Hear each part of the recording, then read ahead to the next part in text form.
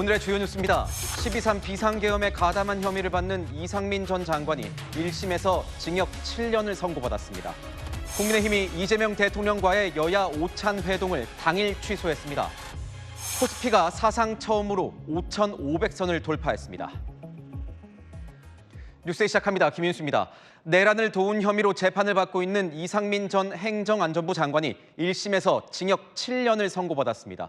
재판부는 한덕수 전 국무총리 1심 때와 마찬가지로 12.3 비상계엄을 내란 행위로 규정하고 여기에 이 전 장관이 가담했다고 판단했습니다. 오늘의 첫 소식, 송정현 기자가 보도합니다.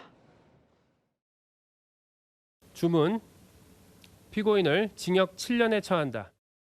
법원이 이상민 전 행정안전부 장관의 내란 중요임무 종사 혐의 등에 대해 징역 7년을 선고했습니다.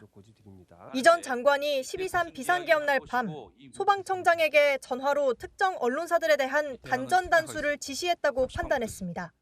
행정안전부 장관인 피고인이 직접 그 소속 외청인 소방청의 장에게 특정 언론사에 대해 경찰이 투입되는 것과 관련한 구체적인 업무 지시를 한 것으로 봄이 타당합니다. 이 전 장관의 행동을 내란 가담으로 봤습니다. 국무위원 자격으로 비상계엄 국무회의에 참석했고 폭동으로 이어질 상황을 적극 말리지 않았다고 판단했습니다. 윤석열, 김용현 등은 국헌을 문란하게 할 목적으로 다수인이 결합하여 유영력을 행사하고 한 지방의 평온을 해할 정도의 위력이 있는 폭동, 즉 내란 행위를 일으켰다고 판단된다. 12.3 비상계엄을 내란으로 규정한 법원 판결은 한덕수 전 총리 1심 선고에 이어 이번이 두 번째입니다. 이 전 장관이 계엄 문건을 사전에 인지하지 못했다고 헌법재판소에서 증언한 것도 진실을 감추기 위해 거짓말을 한 거라며 위증 혐의도 유죄로 인정했습니다. 다만 이 전 장관의 단전 단수 지시가 실제 실행되지는 않았다며 직권남용 혐의는 무죄를 선고했습니다. 이 전 장관 변호인단과 내란특검 측은 판결문을 검토해 항소 여부를 정할 계획이라고 밝혔습니다. 채널A 뉴스 송정현입니다. 재판부는 이상민 전 장관이 비상계엄의 위헌성과 위법성을 인식했을 거라고 지적했습니다. 특히 내란이란 목적을 달성하기 위해서 언론사 단전 단수를 지시한 건 장관으로서 헌법 수호의 책무를 버린 것인 만큼 죄가 가볍지 않다고 했습니다. 보도에 조민기 기자입니다. 오늘 1심 재판부는 판사 출신이자 고위공직자인 이상민 전 행정안전부 장관이 12.3 비상계엄의 위헌, 위법성을 알고도 내란에 가담했다고 판단했습니다.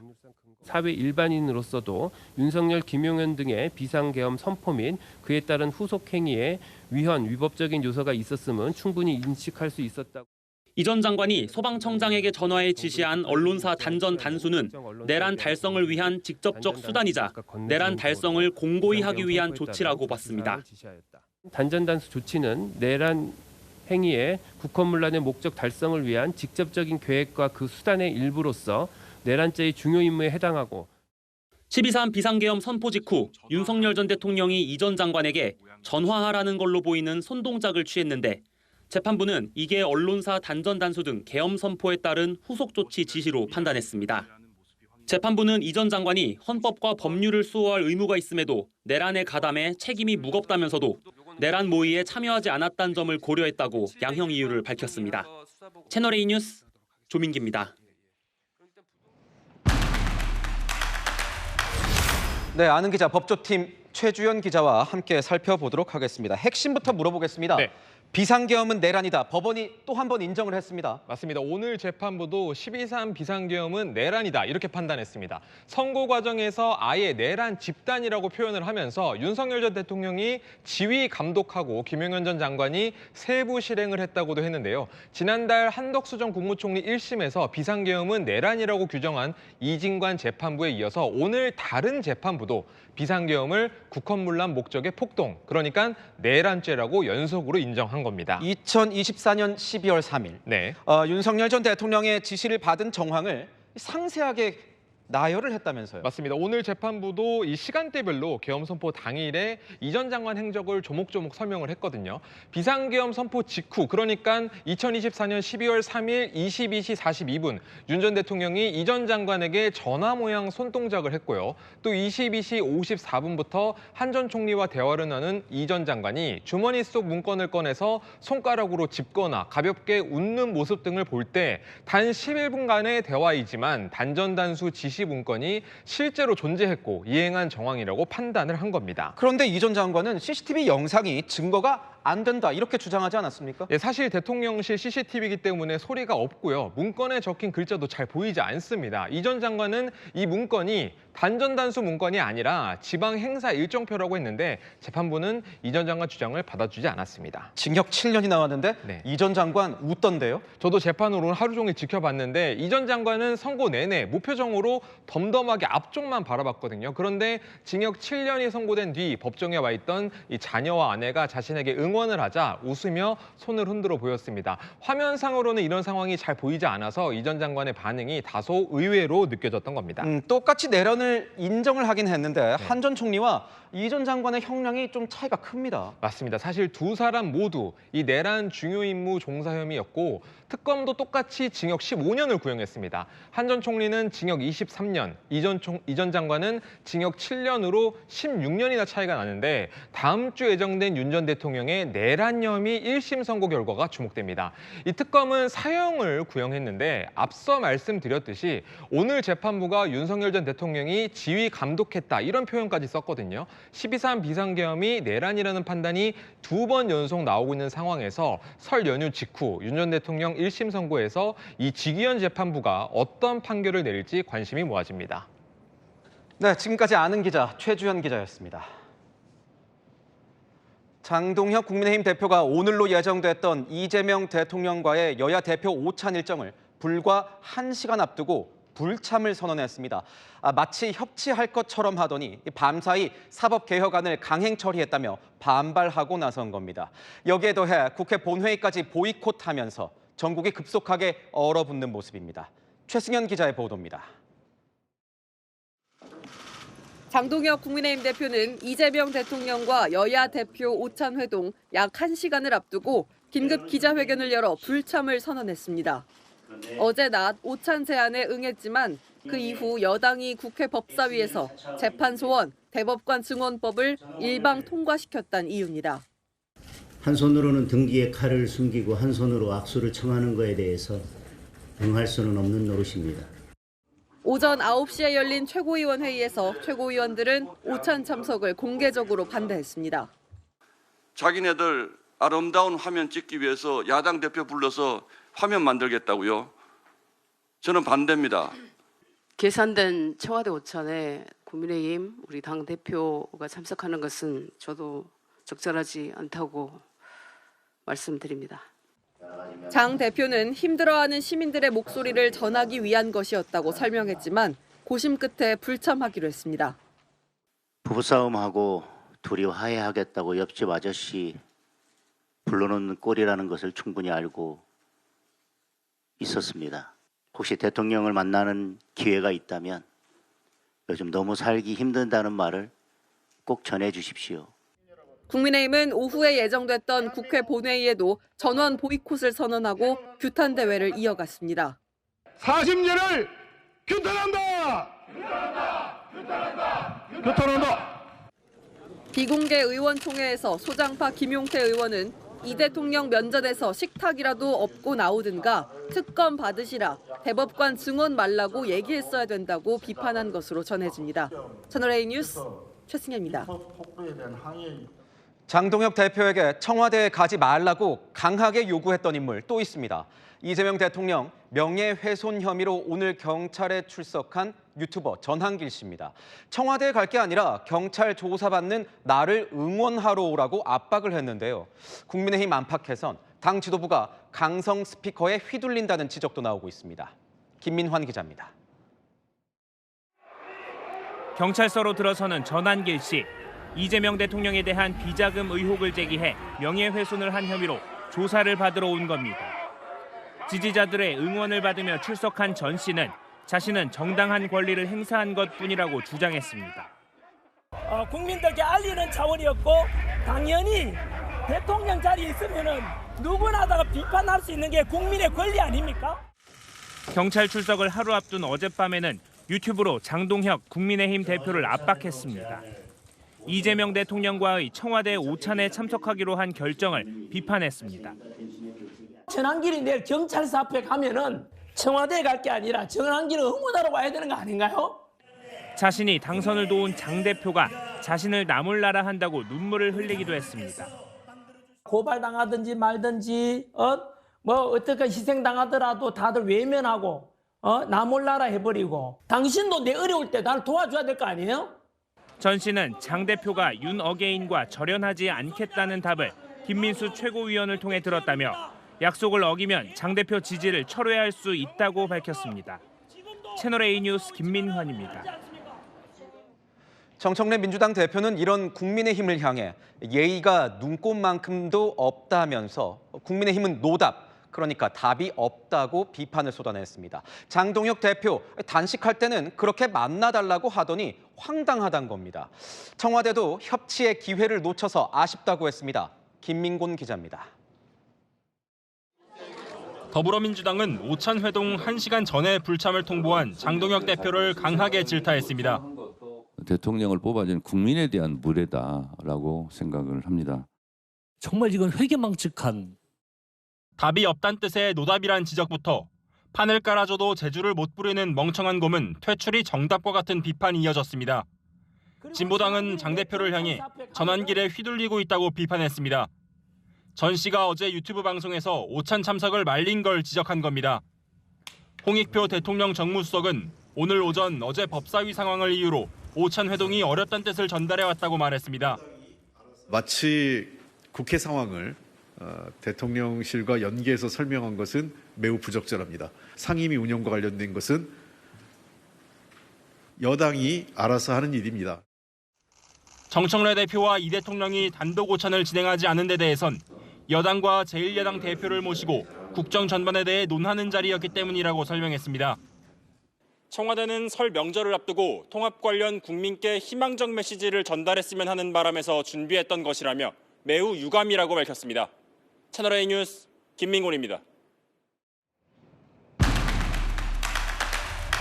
네, 아는 기자 정치부 성시온 차장 나왔습니다. 자, 회담 1시간 전에 취소를 했어요. 네, 맞습니다. 이게 어떤 일이 있었던 겁니까? 네, 찬찬히 살펴보시죠. 어제 오후 2시쯤 청와대가 이 대통령과 여야 대표 오찬 공지하죠. 장동혁 대표도 어제 지방 일정 중 홍익표 정무수석에게 연락을 받고 참석하겠다고 했습니다. 민생 현안 논의가 중요한 시기인 만큼 수락했다고요. 그런데 오늘 오전 9시 최고위 회의 여러 최고위원들이 공개 반대했고요. 장 대표 갑자기 다시 생각해 보겠다고 합니다. 2시간 회의 끝에 오찬 불과 1시간 전인 오전 11시 청와대에 불참 뜻을 전합니다. 최고위원들이 일제히 반대 의견을 낸 건데 이 불참, 결정적인 이유는 뭡니까? 네, 장 대표 측 결정적 이유로 어젯밤 법사위를 꼽습니다. 하나같이 뒤통수란 격한 표현 썼는데요. 여당이 어젯밤 재판 소원법과 대법관 증언법 통과시켰거든요. 오찬하자고 해놓고 야당이 뻔히 반대하는 법안 통과시켰다는 겁니다. 어떻게 이 상황에서 이 대통령과 여당 대표를 만나서 웃으며 악수할 수 있냐는 거죠.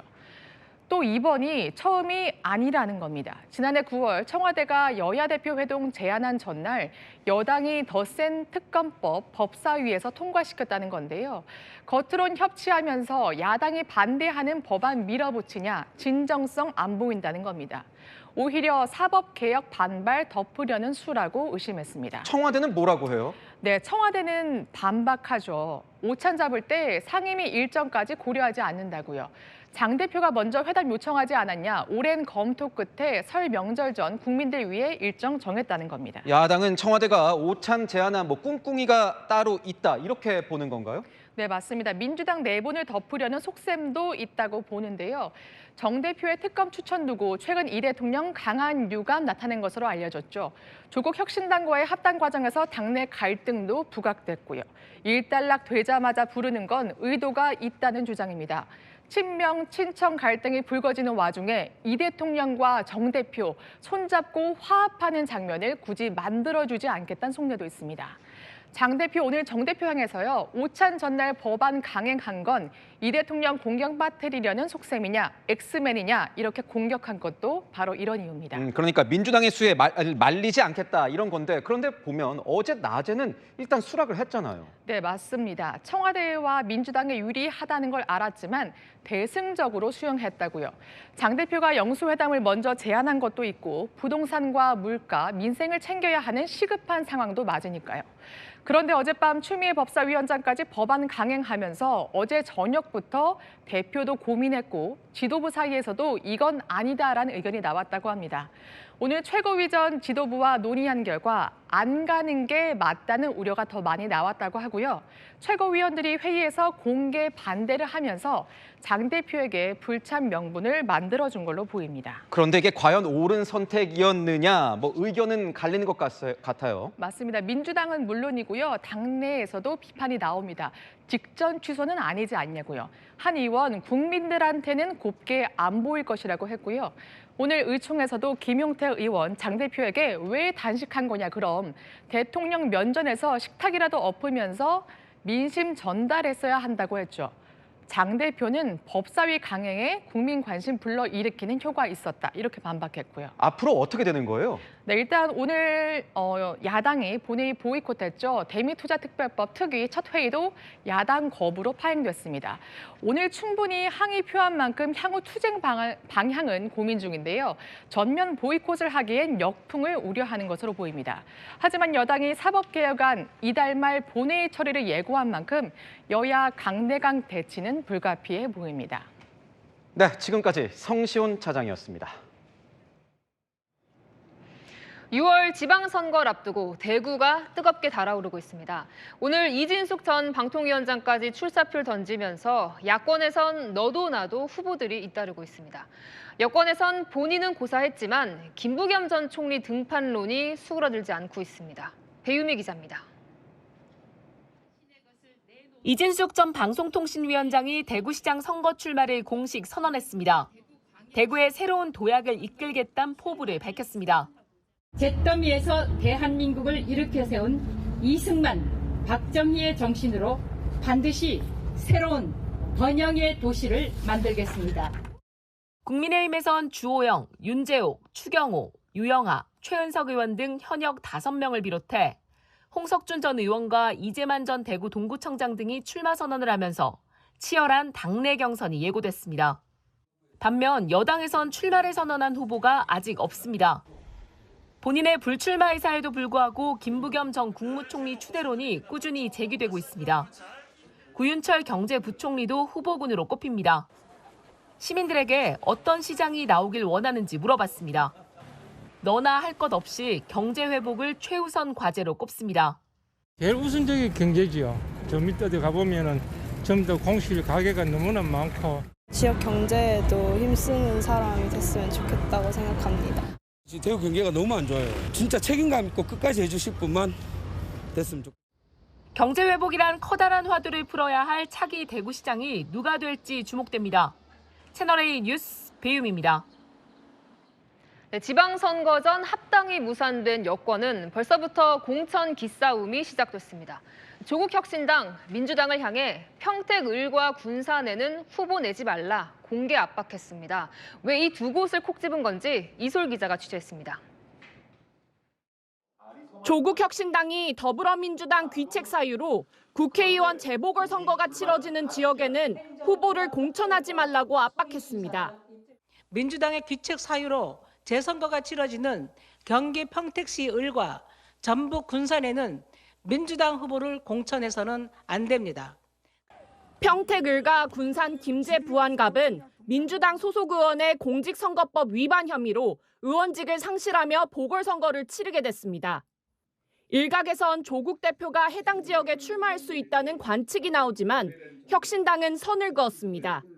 조국 당 대표님께서 그곳을 보궐선거 출마 지역구로 놓고 있기 때문에 그러는 것이냐 전혀 연관성이 없습니다. 조 대표는 서울시장을 나갈지 국회의원 재보궐 지역을 나갈지는 아마 3월 중하순에 결정할 것이라고 말했습니다. 민주당 일각에서도 연대 불가론이 나오고 있습니다. 연대 가능성이 있는 걸로 지목된 지역구의 민주당 관계자는 일고의 논의 가치도 없다며 공정 경쟁에 배치되는 야합이라고 반대했습니다. 연대를 구체화할 연대통합추진위원회 구성을 두고도 온도차를 보이고 있습니다. 혁신당은 인선안 가안까지 마련하며 속도를 내고 있는 반면 민주당은 서두를 것 없다며 상대적으로 미지근한 반응입니다. 채널A 뉴스 이소리입니다. 국민의힘은 호남 출신 이정현 전 의원을 지방선거 공천관리위원장에 임명하며 선거 채비에 들어갔습니다. 외연 확장 전략으로 보이지만 지나간 인물이란 평가도 있는데요. 여기에 징계 갈등과 윤어게인 논란이 여전해 출발부터 삐걱대는 모양새입니다. 백승현 기자입니다. 국민의힘이 6.3 지방선거 공천관리위원장에 이정현 전 의원을 임명했습니다. 보수정당 험지인 호남에서 두 차례 의원으로 당선됐던 이력이 임명 배경이었습니다. 지역주의의 벽을 용기 있게 허물어온 존경받는 정치인입니다. 특정 계파에 얽매이지 않고 당의 외연을 확장해온 정치적 궤적과 중앙과 지방을 아우르는 풍부한 정책 경험이 이 전 의원은 세대교체, 시대교체, 정치교체가 실질적으로 이루어지기를 소망한다며 혁신공천을 예고했습니다. 또 당 사무처엔 노동국을 신설하고 노동특보에 한국노총 출신 인사를 임명했습니다. 약세인 호남과 노동계를 동시에 공략하는 전략으로 풀이됩니다. 하지만 당내 갈등은 봉합하지 못한 반쪽짜리 출발이라는 비판이 나옵니다. 당 지도부가 윤어게인 절연 등에 대한 입장을 내지 않는 가운데 친한계 징계에 대한 당내 반발도 이어지고 있기 때문입니다. 근데 수도권에 지금 단체장이나 출마 후보자들 과연 장동혁 대표가 와서 지원 유세해 주는 거 바랄까요? 이거 빨리 깨달아야 돼요. 한 소장파 의원은 윤어게인 리더십 갖고 인선만으로 통합이 되겠느냐고 비판했습니다. 또 다른 의원은 이 전 의원도 다 지나간 인물이고 전혀 새롭지 않다고 평가했습니다. 채널A 뉴스 백승현입니다. 네, 노숙인 문제, 우리 사회의 오랜 과제죠. 이들을 위한 여러 지원책이 있지만 외국인이면 제외됩니다. 거리에서 위태롭게 삶을 이어가고 있는 외국인 노숙자들의 현실을 현장 카메라 최다함 기자가 취재했습니다. 보기에는 같지만 분명 다른 게 있습니다. 你中文方便吗?还是韩文方便? 외국인 노숙자입니다. 사고, 질병, 실직의 결과가 지금의 노숙입니다. 중간에 나온 게 거기서 말하는 게 뇌경색에 일단 중풍 같은 게 때를 놓친 30대 네팔 청년에게 방치된 노숙 생활은 발가락 7개를 앗아갔습니다. 일주일에 일찍 와서만 일주일 안 되는데 근데 늦어가지고요. 이쪽 곳 5개, 이쪽 곳 2개. 다 떨렸어요. 감탈랑만 전선도 10회도 안 되고. 다시 네팔로 가실 예정이세요? 가고 싶어는 내일 가고 싶어요. 너무 힘들어요. 민간의 도움으로 병원은 왔습니다. 다만 1,000만 원이란 병원비가 호리표로 붙었습니다.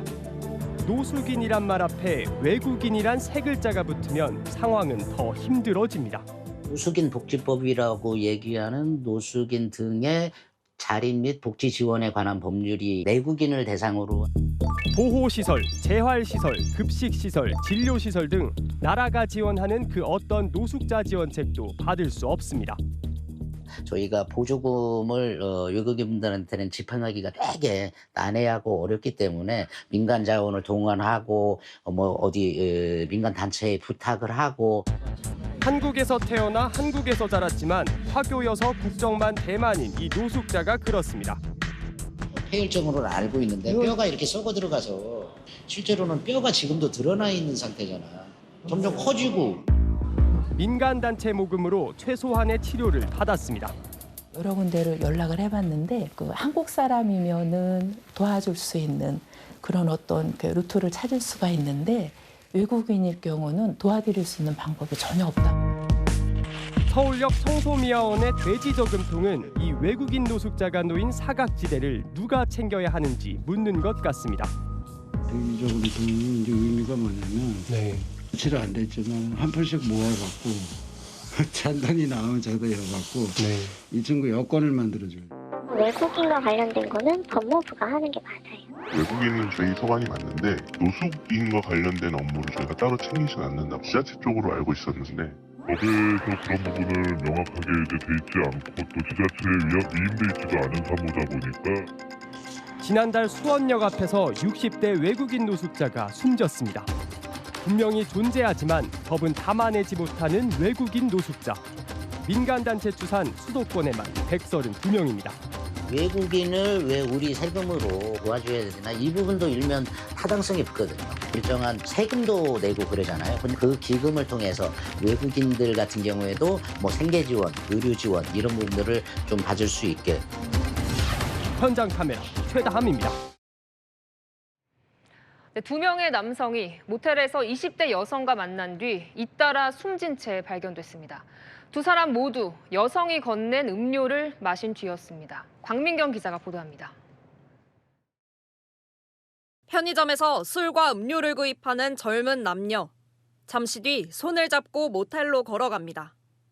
남성 손엔 편의점에서 산 물건을 담은 비닐봉지가 들려 있습니다. 2시간 뒤 여성이 홀로 모텔을 나와 택시를 타고 사라집니다. 남성은 다음 날 오후 모텔에서 숨진 채 발견됐습니다.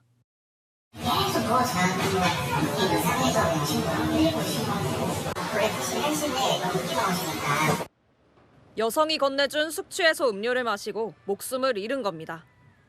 이로부터 약 2주 전 같은 여성과 함께 모텔에 투숙한 다른 20대 남성도 숨진 채 발견됐습니다.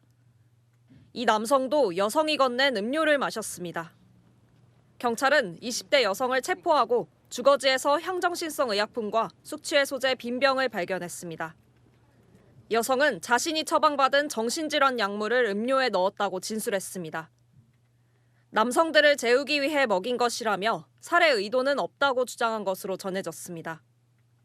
여성은 지난해 12월 14일에도 남양주시 카페에서 남자친구에게 약물 탄 음료를 먹여 의식을 잃게 해 병원 치료를 받게 했던 사실도 드러났습니다.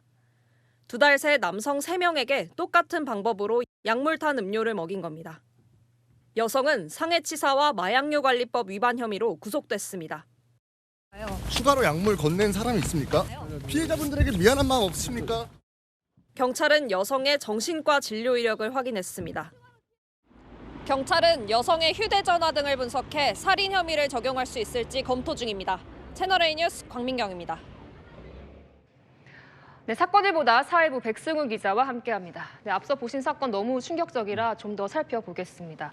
자, 그러니까 이 여성이 음료에 약을 탄 거고 이 음료를 3명이 마셨는데 그중 2명이 숨진 거잖아요. 왜 그런 거죠? 네, 음료에 탄 약물의 양이 달랐습니다. 네, 약물 음료를 마신 3명 중에 첫 번째 남성은 의식을 잃고 쓰러지긴 했지만 치료를 받고 회복했었거든요. 그런데 여성은 사망한 2번째, 3번째 남성에겐 첫 번째 남성에 비해 배 이상 많은 약물을 넣었다고 진술한 걸로 파악됐습니다. 경찰은 숨진 남성들이 음료를 마시기 전에 술을 마신 상태였다는 점에서도 주목하고 있는데요. 여성이 음료에 탄 마약류 수면제가 체내의 알코올과 만나면서 더 치명적인 영향을 줬다는 게 경찰 설명입니다. 그런데 2명이 숨졌는데도 살인죄 적용이 안 된 이유는 뭐예요? 네, 살인죄는 죽일 의도, 즉 고의성이 있어야 하는데 아직 이 과정이 명확히 입증이 안 됐습니다. 여성은 경찰 조사에서 내가 위험해질 것 같아서 남성들을 재우려 했을 뿐이고 남성들이 죽을 줄 몰랐다고 진술한 걸로 전해지는데요. 만약에 일반적인 독극물을 음료에 탔다면 바로 살인죄를 적용했을 겁니다. 그런데 여성은 자신이 병원에서 처방받은 약물을 탄 거거든요. 물론 경찰은 의도적인 계획범죄 가능성을 계속 의심하고 있습니다. 여성의 휴대전화 등을 포렌식해 살해 의도가 드러나면 살인죄 적용을 검토할 수 있다는 입장입니다. 이 과정에서 경찰 대처에 대한 지적도 나옵니다. 네, 경찰은 지난달에 첫 사망 사건 발생 뒤에 CCTV에 찍힌 이 여성 신원을 특정하고 조사 일정까지 잡았었거든요. 숨진 남성의 사망 원인이 확실치 않아서 조사 일정을 미룬 사이에 2번째 사망자가 나왔습니다. 경찰은 중간에 수사를 멈춘 적은 없다는 설명인데 이 여성 조사가 조금만 더 빨랐다면 하는 아쉬움이 남습니다. 그러네요. 다음 사건 넘어가겠습니다. 네, 지금 차량이 심하게 파손된 건가요? 네, 그렇습니다. 한번 영상 보시겠습니다. 차량 한 대가 빠른 속도로 달려와서 주차된 차량들을 들이받습니다. 다시 보실까요? 건너편 중앙선 너머에서 중앙 분리대를 뚫고 돌진하는데요. 건물 기둥 대리석 외벽이 뜯겨나가고 차량들 파편도 사방으로 튀었습니다. 운전석에서 남성 1명이 내리고 이 뒷좌석에 탄 동승자 2명도 차량 밖으로 나오는데요. 새벽 시간 20대 남성이 몰던 렌터카가 사고를 낸 겁니다. 경찰이 운전자 음주 측정을 해보니까 면허 취소 수준이었고 동승자들도 만취 상태였습니다. 네, 다음 사건 보겠습니다. 네, 지금 저 차량이 무슨 일을 저지른 건가요? 네, 마찬가지로 한번 영상 먼저 보시겠습니다. 서울 서초구의 도로입니다. 흰색 SUV가 달리다가 갑자기 멈춰 서는데요. 이 뒤따르던 차량도 급하게 멈춰 서고요. 이번엔 왼쪽 차로로 이동을 하더니 중앙 분리대를 잇따라 들이받아 쓰러뜨립니다. 30m 넘는 중앙 분리대가 다 부서지고 주위 차량들도 놀라서 멈춰 섭니다. 오른쪽에 있던 승합차가 사고를 낸 SUV 앞을 막아 서는데요.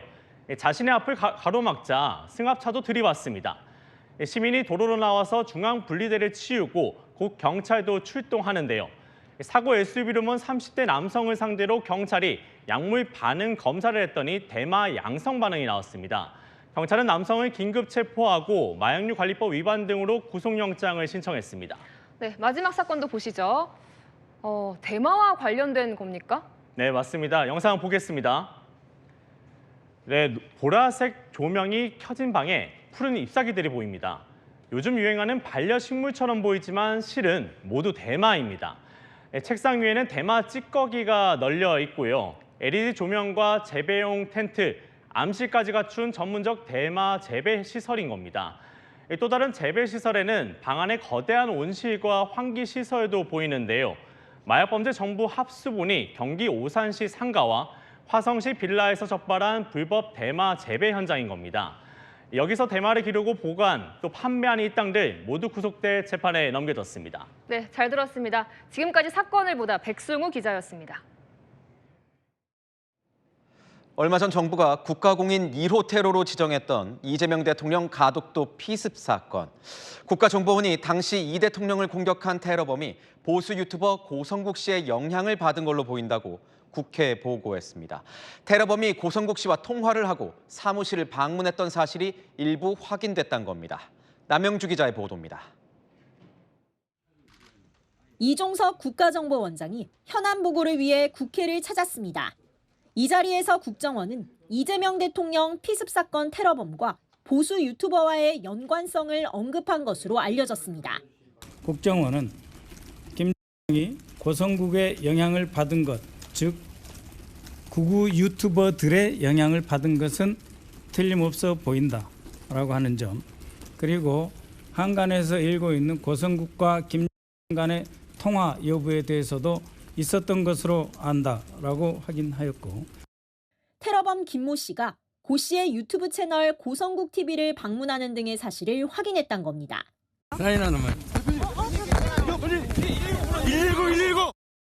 김 씨가 고성국 씨와 언제 통화했는지에 대해선 구체적 보고가 없었습니다.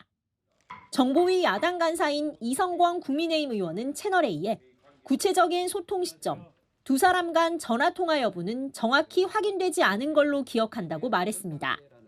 해당 사실이 알려지자 가덕도 테러 사건을 수사하는 경찰 TF는 오늘 국회 정보위 회의록 확보를 위해 압수수색을 시도했습니다. 채널A는 고 씨 입장을 듣기 위해 접촉했지만 고 씨는 아무런 입장을 내놓지 않았습니다. 채널A 뉴스 남영주입니다. 김성태 전 쌍방울 그룹 회장. 이재명 대통령이 경기지사 시절 방북 대가 명목으로 북한에 외화를 대신 건넸다는 혐의로 재판을 받아왔습니다. 그런데 오늘 법원이 이중 기소라면서 김 전 회장 처벌할 수 없다고 판결했습니다. 대북 송금 혐의로 이미 한 번 재판을 받았다는 게 이유입니다. 같은 혐의로 기소된 이화영 전 부지사와 이 대통령 재판에는 어떤 영향을 줄까요? 이기상 기자입니다. 수원지법이 김성태 전 쌍방울 그룹 회장의 뇌물 혐의에 대해 공소 기각 판결했습니다. 공소 제기 사건에 대해 다시 공소 제기된 것으로 판단된다며 검찰이 같은 사건으로 이중 기소했다는 김 전 회장 측 주장을 받아줬습니다. 김 전 회장은 경기도 대신 $800만 달러를 북한에 불법 송금한 외국환거래법 위반 혐의로 이미 1심 유죄 판결을 받았습니다. 검찰은 대북 송금한 돈이 이재명 당시 경기지사에게 이득을 준 거라며 제3자 뇌물공여 혐의로 추가로 기소했습니다.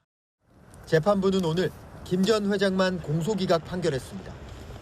같은 혐의로 함께 기소된 이화영 전 경기도 평화부지사도 김 전 회장과 같은 논리로 이중 기소를 주장하고 있어 같은 결론을 내릴 가능성도 있습니다. 뇌물을 준 사람으로 지목된 김 전 회장에 대한 공소기각 판결로 검찰이 뇌물 수수자로 지목해 기소한 이재명 대통령의 대북 송금 관련 3자 뇌물 혐의 판단에도 영향을 미칠지 주목됩니다. 채널A 뉴스 이기상입니다. 민주당 주도로 국회 법사위를 통과한 재판소원법을 두고도 공방이 거셉니다. 민주당은 국민의 기본권 보호 강화를 위한 조치라는 입장인데요. 반대로 사법부와 야당은 사실상의 사심제로 헌법에 부합하지 않는 데다 부자들만 유리하다는 입장입니다. 신희철 기자가 보도합니다. 결코 사법부는 국민 위에 군림할 수 없습니다. 이러한 헌법적 원칙을 제도로서 분명히 세우겠다는 대법원 확정 판결에도 헌법 소원을 청구할 수 있게 한 재판소원법이 어젯밤 더불어민주당 주도로 국회 법사위를 통과했습니다. 국민의 기본권을 중대하게 침해한 판결이라면 다시 판단받을 기회를 줘야 한다는 취지입니다. 조희대 대법원장은 국민에게 피해가 돌아간다고 맞섰습니다.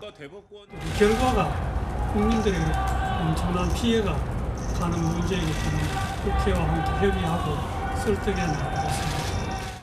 야당도 경제적 여유가 있는 사람만 혜택을 볼 수 있다고 지적했습니다. 부자들만 타는 유료 급행열차가 됩니다. 돈 많은 대기업과 권력자들은 대법원에서 져도 상대방을 몇 년 더 지치게 만들 무기를 손에 쥡니다.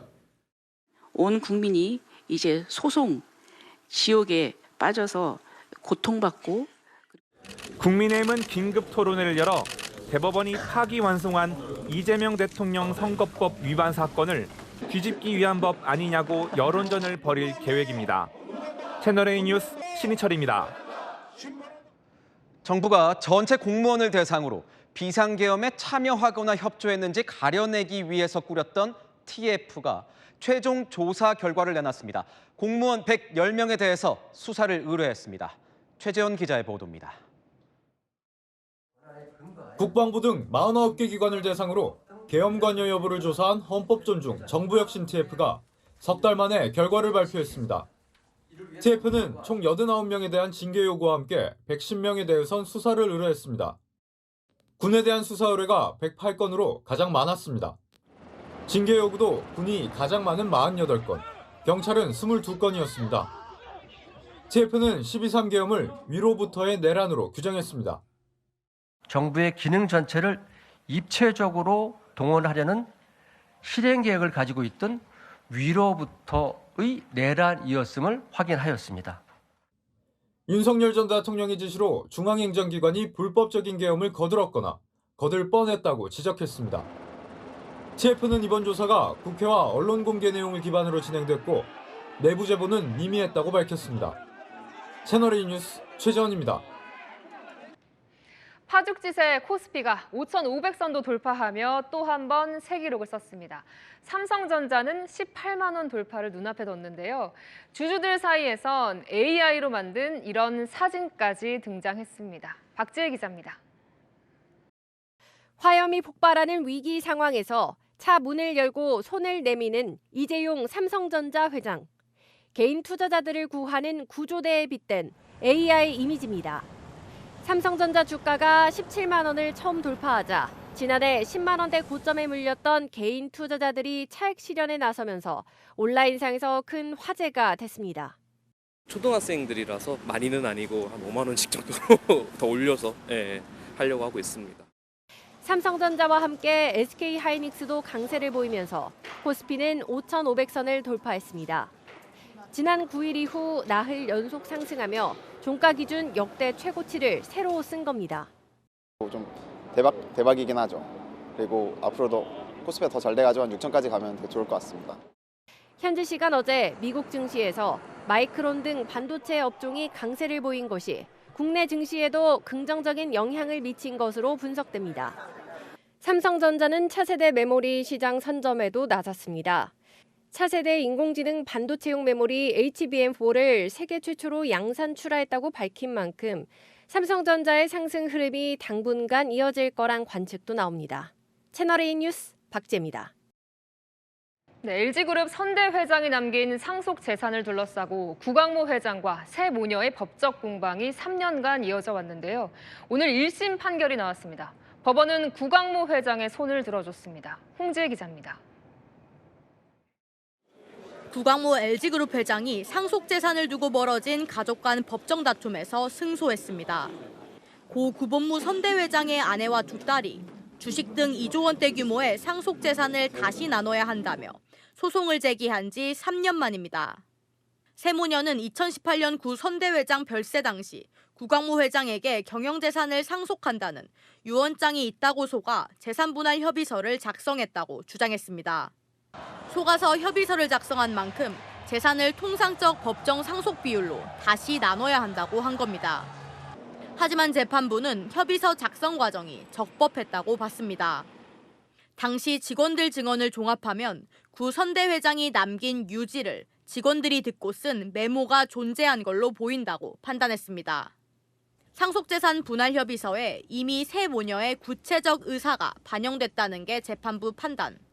새 모녀 측은 선고 결과에 반발했습니다. 납득하기 어려운 거죠. 당사자도 상의했어요. 당수 일부러 검토하겠습니다. 오늘 판결로 LG그룹이 경영권 관련 리스크를 당분간은 덜게 됐다는 평가가 나옵니다. 구 회장 측 법률 대리인은 재산분할 협의가 적법 절차에 따라 이뤄졌다는 점이 법원에서 확인됐다고 밝혔습니다. 채널A 뉴스 홍지혜입니다. 최태원 회장이 대한상공회의소에 강력한 쇄신을 선언했습니다. 대통령이 문제 제기한 보도자료 신뢰성 논란과 관련해 직접 수습에 나선 겁니다. 구체적으로 어떤 내용이 담겼는지 장호림 기자가 보도합니다.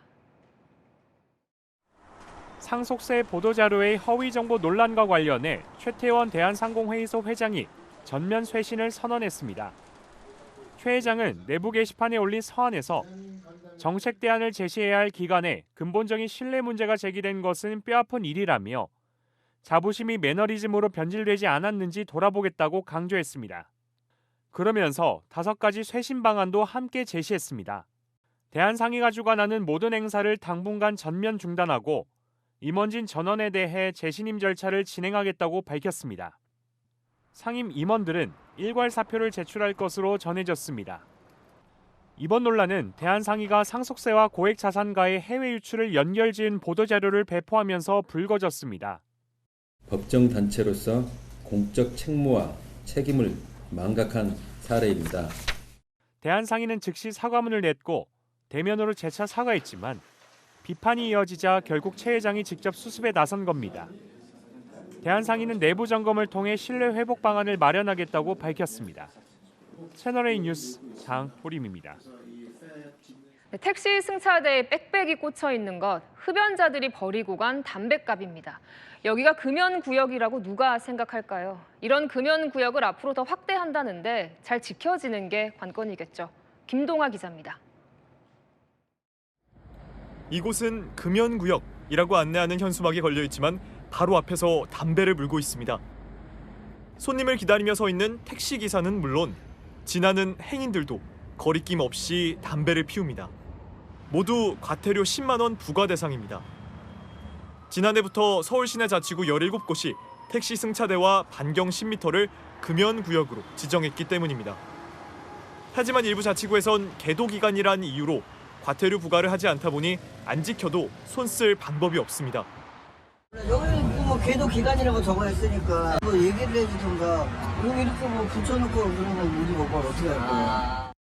택시 승차대가 금연구역이란 사실을 아예 모르는 사람도 많습니다. 아직 공지가 안 된 것 같은데 일반적으로 그냥 하더라고. 담배를 피우고 남은 빈 담뱃갑을 승강대 위에 빽빽히 채워둔 곳도 있습니다.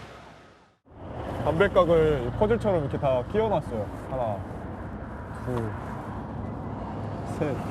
10m까지 갈 것도 없이 승차대 바닥에서 주운 꽁초만으로도 양손이 금세 가득 찹니다. 자치구들은 인력 부족을 이유로 일일이 단속하기 어렵다고 난색을 표하는 상황. 지키는 이 없는 금연구역 확대의 실효성 점검이 시급해 보입니다. 채널A 뉴스 김동아입니다. 조선 지도의 결정판으로 꼽히는 대동여지도의 완전체 버전이 국립중앙박물관에 펼쳐졌습니다. 160여 년 전 만들어진 지도가 어쩌면 이렇게 꼼꼼할 수 있었을까 감탄이 나올 정도라는데요. 장하연 기자가 직접 확인했습니다.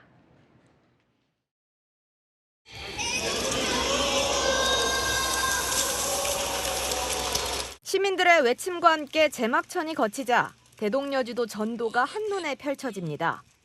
예전에 어떻게 저거 전체를 다 저렇게 정확하게 했을지가 궁금했어요. 다 찍기엔 너무 크다고 생각해요. 1861년 고산자 김정호가 제작한 대동여지도는 우리나라를 22계층으로 나눠 그린 접이식 지도로 모두 이어붙이면 세로 6.7m, 가로 3.8m에 이릅니다. 평소 책의 형태로 접혀 전시되는 대동여지도를 한눈에 볼 수 있도록 한지에 인쇄했습니다. 제 키가 164cm인데요. 대동여지도 옆에 서니 22척 전도의 압도적 크기를 느낄 수 있습니다.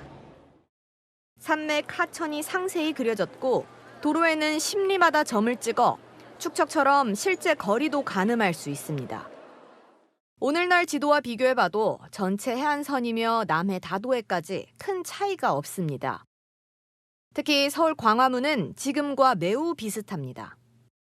종로거리라던가 청계천이라던가 이런 것들도 아주 잘 나타나 있고 궁궐 자리도 다 있습니다.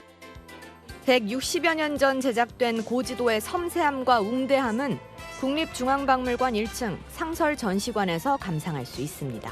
채널A 뉴스 장하연입니다. 최근 북한 김정은 위원장 공개 행보마다 딸 주애가 빠지지 않고 있죠. 김주애가 이제 후계자 수업을 넘어 후계 내정 단계에 들어갔다는 분석이 나왔습니다. 이제 13살로 추정되는 주애, 정말 4대 세습의 후계자가 되는 걸까요? 김정근 기자입니다. 국가정보원은 오늘 김주애에 대해 새로운 판단을 내놨습니다. 국회 보고에서 후계 내정 단계에 들어간 걸로 판단된다고 밝혔습니다. 단순한 후계자 수업이 아닌 내정 단계란 표현을 쓴 건 이례적입니다. 국정원은 이미 김주애가 북한 내부 시책에도 관여하고 있다고 평가했습니다. 작년 연말부터는 의전서열 2위로서의 위상을 부각시키고 있다. 현장에 직접 나가서 애로를 듣고 해소하며 시책을 집행하는 의견을 개진하는 등 적극적으로 역할이 강화됐다. 최근 주요 행사에서 분여간 대화 모습이 자주 포착되고 있는데 국정원 관계자는 공개하기 어려운 북한 내부 정황을 포착했다고 설명했습니다. 김주애 후계자설은 최근 다양한 장면을 통해 힘을 받았습니다. 지난해 11월 북한 공군절에 단독 경례를 받고 12월엔 아버지인 김정은 국무위원장보다 앞서 걸었습니다. 올 초엔 금수산 태양궁전 참배에 처음 모습을 드러내기도 했습니다. 사진 각도상 정중앙에 선 모습이었습니다.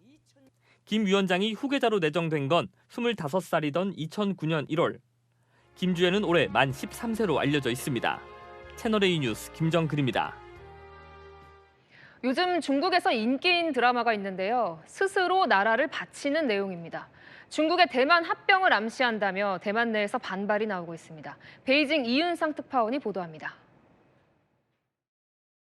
전쟁 폐허 속에서 백성들은 망연자실한 채 주저앉아 있습니다. 현실에 순응하라는 신하들의 요청에 왕은 나라를 포기합니다. 如今大乱已终，盛世将至，前出要归国了。 인기를 끌고 있는 중국 사극 타이핑리엔입니다. 제작비만 730억 원 이상 들어간 이 드라마는 10세기 5대 10국 시대 우월국 왕이 스스로 송나라에 나라를 바친 납토기송 사건을 다룹니다. 중국 매체들은 극중 5월국을 대만, 송나라를 중국으로 여기며 중국과 대만의 미래를 위한 은유라고 평합니다. 중국 드라마 타이핑리엔이 대만과의 통일을 겨냥한 것으로 여겨지면서 대만 측은 발끈하는 분위기입니다. 대만 현지 매체는 중국이 통일을 위한 포석을 드라마에까지 반영하고 있다고 분석했습니다. 최대 명절 춘절을 앞두고 애국주의 영화도 개봉합니다.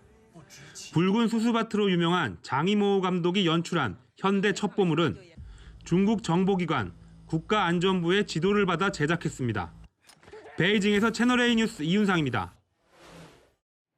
남미 에콰도르에서 괴한이 매표소 직원을 향해 방아쇠를 당겼는데 기적 같은 일이 벌어졌습니다. 김재혁 기자입니다. 남미 에콰도르의 버스터미널 매표소. 평온하던 매표소 안으로 누군가 총을 들이밀더니 피할 틈도 없이 방아쇠를 당깁니다. 다행히 총알은 머리 바로 옆을 비껴갔고 직원은 필사적으로 몸을 숨깁니다. 현지 시각 지난 10일 오전 11시 도심 터미널에서 벌어진 무차별 총격으로 현지는 충격에 빠졌습니다. 길거리에서 경찰이 총을 겨눈 채 흉기를 든 남성과 대치합니다. 버스를 위협하던 남성은 흉기를 더 챙겨 경찰에게 돌진합니다.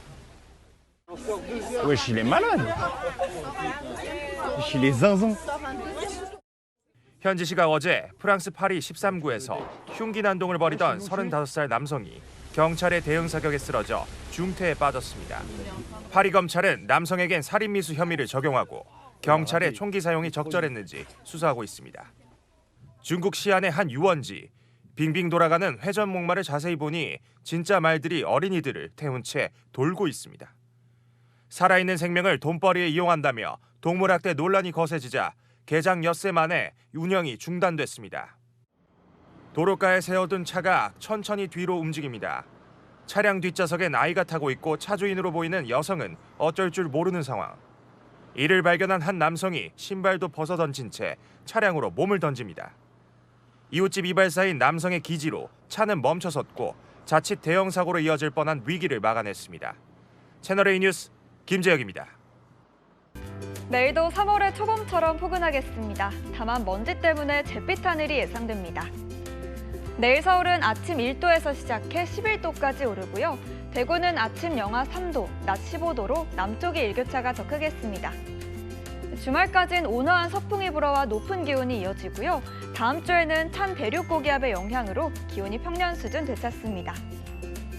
오늘 오후 수도권과 영서 지역은 고농도 미세먼지 비상저감 조치가 내려졌습니다. 올 들어 처음인데요. 내일도 제주를 뺀 전권역이 먼지 농도 나쁨까지 치솟겠습니다. 동쪽 해안가를 따라 건조특보가 유지되고 있는데요. 다음 주 월요일 동해안에 많은 눈이 예보됐습니다. 날씨였습니다. 뉴스에 마칩니다. 시청해주셔서 감사합니다.